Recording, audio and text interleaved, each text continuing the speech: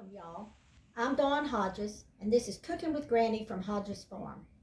I live in an old house on a farm in central Texas where we have a small herd of beef cattle. We have chickens, we have dogs, cats, we have many donkeys, we have a horse, and we graze all our own veggies. I have raised beds, and then we have an in-ground garden too where we raise lots of veggies. And I cook and can, and I just want to share all this with you. There is always a place open for you at my table.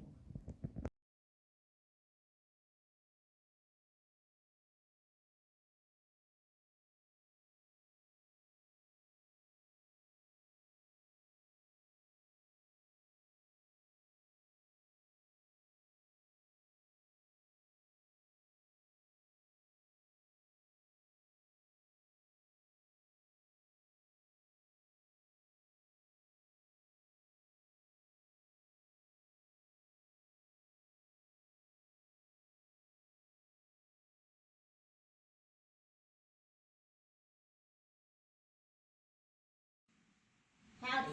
Today we're going to cook a ground beef, little beef dog that's wrapped in bacon with cheese and some veggies. Already a hit, just listening to what's in it, right? Well, first thing we're going to do, I have about a pound of ground beef in here, ground beef that we raised here on the farm. I've already salt and peppered it. To this, I'm going to add about a third of a small, that's probably about a third of a cup of onions. I'm going to add about a third of a cup of crushed up saltine crackers. I'm going to add more like a half of a cup here, or a little bit more, of cheddar cheese. Going to stir this around, mix it up good. Probably have to use the utensils that God gave me. Much better than trying to do it with a wooden spoon. Okay, we're going to get this all mixed up here. We're going to roll these out like little fat wieners and wrap them in bacon and bake them. I have the oven started at 350. I have a pie plate here that's wrapped in foil with a rack on it, and I did spray the rack just in case it sticks.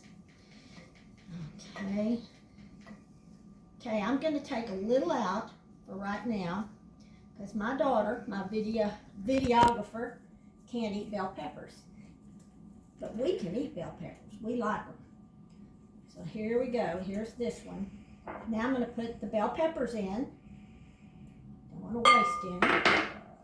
And mix those up real good. Let's see here. Let me get this stuff out of the way. You could use any kind of cheese, probably. You could use jalapenos if you want to make it hot. I don't, because I don't like hot. But you could even add chili powder and jalapenos and make it taste kind of Mexican. Okay, here's what we do. I'm going to do Amy's first so I can put it to one side. I'm going to roll it like this. I think I've had this recipe for 50 years. It's in my Joy of Cooking book that one day I'm going to show y'all what my Joy of Cooking book looks like. When we all got married 50-something years ago, one of the gifts you got when you got married was the Joy of Cooking. And it is still a wonderful cookbook. Okay, see how pretty that is? You can make them thinner if you want to. Toothpicks, here we go. Okie dokie. Tell me that's not just darling, right there. Okay. Let's do some more. You want to try to make them all even so they'll all cook even. So the best way to do that is to go ahead and make little balls. This doesn't take very long to make, and children and adults love it.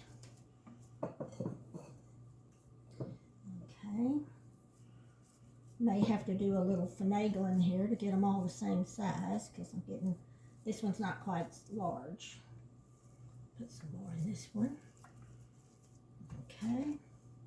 Gonna have to use some of this one here and some of this one here too to finish this up.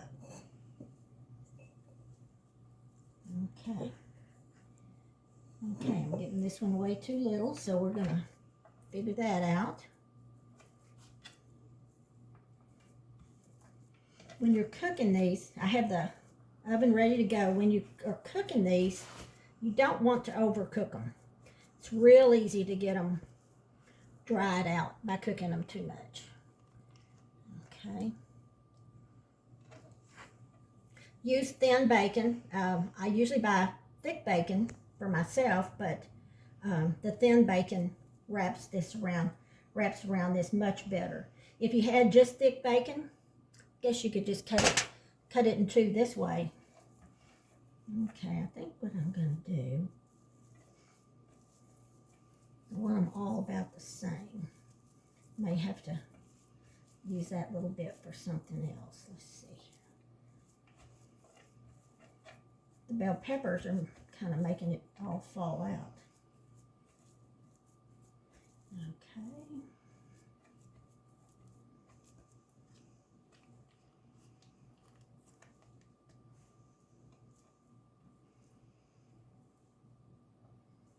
This is pretty inexpensive too. I think I figured up that this whole meal I'm going to show you will only cost about $13. Tell you what, I'll save this for how about saving this for my granddog? You want some, Groot? There you go. Is that good? That's my granddog, Groot. He loves to come to Granny's house. He won't let me touch him, but he loves to come here. Okay. About got this one ready.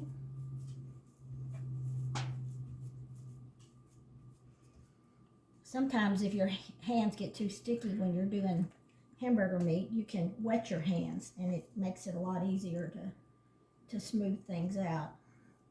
Okay. I'll save that little bit for my dogs. They're going to be jealous that Groot got something and they didn't. Okay, I'm going to do Amy's to the side and put these here. So here we are, ready to go. 4 wonderful, put a little dab on this one here on the end. 4 wonderful beef dogs. So I'm going to put these in the oven, already preheated, ready to go. Stick them in the oven. Now I'm going to be cooking them while you're gone. I'm going to cook them. And I'm going to turn it a couple times. And about halfway through, I'm going to baste them with the juices that are going to drain down into the bottom of the pan. So they'll make them nice and juicy and brown. You flip them in the middle to make sure that the bacon gets crisp on both sides. So we'll be back here in just a little bit. And while you're gone, I'm going to be boiling some potatoes so I can make some really special mashed potatoes. See you later. Hey y'all, I'm glad you're back. We're ready now to pull these out of the oven. They've been cooking about an hour and 15 minutes. I did baste them twice. And right at the end, I broiled them just a little to crisp up that bacon. You don't have to. And first of all, I got to tell you what I did. I forgot to put 2 tablespoons of heavy cream in them. I think they'll still be good.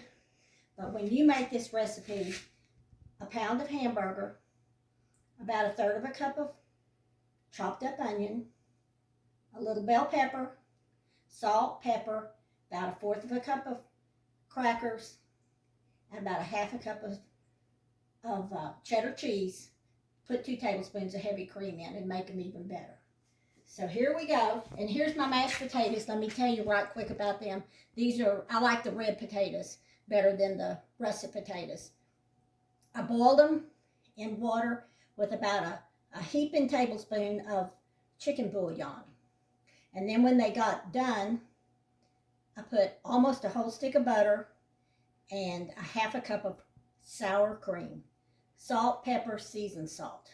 Now, if you have some left, which you probably will, the next day take them, or 3 days later, put them in a casserole, cover them with cheddar cheese or American cheese, whatever kind of cheese you like, bacon and fresh green onions, and bake them like a casserole. And they will be yummy. Now, this little salad is just cucumbers, tomatoes, a little onion, some homemade ranch dressing. How can I forget ranch dressing? It's the best. So here we go. This one over here is Amy's. I'm going to take this one. Now they have a toothpick, and if you don't have one of these, get one. They're the best things for flipping stuff. Okay, here we go. Let me find there is a toothpick in here somewhere. It's right in here. You just pull it out. There you go. There's some bacon. Get some potatoes here. Put a little extra butter on top. Can't beat that. Get a little salad here.